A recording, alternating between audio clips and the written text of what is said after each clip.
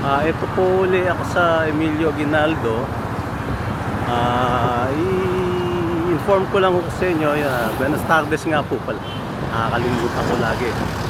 Inform ko sa inyo na ang silang po kilala bilang fruit market, no? Yung mga produkto nila, yung pinya, sila kilala, saging.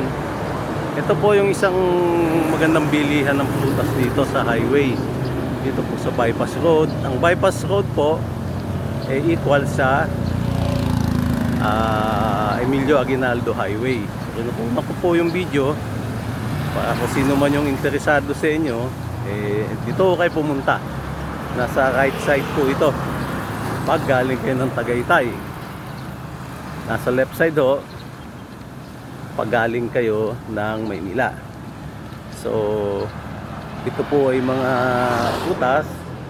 Nagtanong ako kanina, napakamura ho kasi dito. Maganda ang presyo nila. Hanggang doon yan sa may kanto ng Yacal Street at Emilio Aguinaldo. So isa po sa mga information nito tungkol sa silang. Buenas tardes po. Papaalam muna ho ako dahil may gagawin pa ako. So sa hapon po dito naman ako sa